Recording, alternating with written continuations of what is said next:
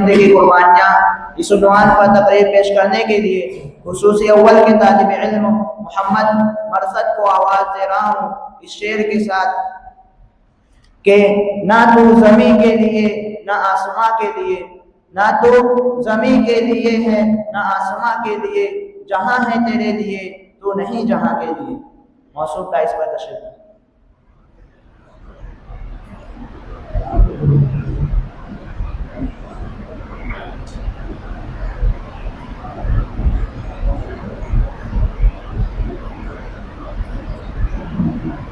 الحمد للہ رب العالمین، بسم اللہ الرحمن الرحیم۔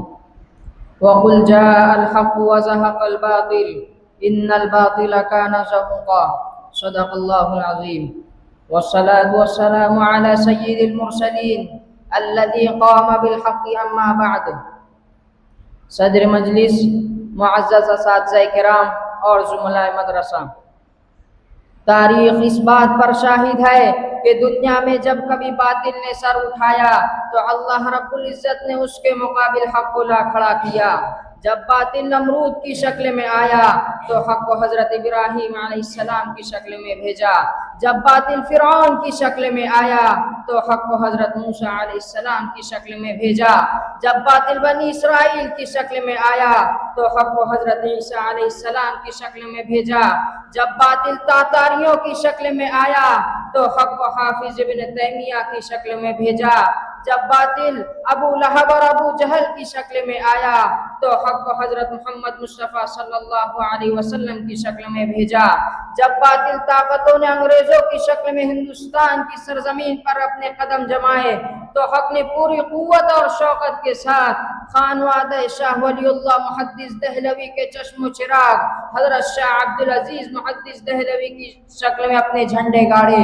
آئیے جنگ آزادی میں علماء دین کی قربانیاں اس عنوان پر روشنی ڈالے۔ حضرت شاہ عبدالعزیز رحمت اللہ علیہ نے سن 1772 عیسوی میں انگریزوں کے خلاف جہاد کا فتویٰ دیا، جس سے متاثر ہو کر حیدر علی نامی سپہ سالار نے انگریزوں کے خلاف جہاد کیا اور ان کے بیٹے ٹیپو سلطان نے زندگی بھر انگریزوں کے خلاف جہاد کرتے ہوئے گزاری اور بالآخر جام شہادت نوش کیا۔ حضرت مولانا ہندوستان کے تقریباً ہر کوشے میں علماء دین نے وطن کو آزاد کرانے کے لیے قربانیاں دی۔ حضرت مولانا قاسم نانوتوی، حضرت مولانا رشید احمد گنگوہی، حضرت مولانا فضل حق خیر آبادی، حافظ ضامن شہید اور مولانا مظہر نانوتوی جیسے صاحبان فکر و نظر نے دلوں اور ذہنوں میں سرفروشی کا جذبہ پیدا کیا۔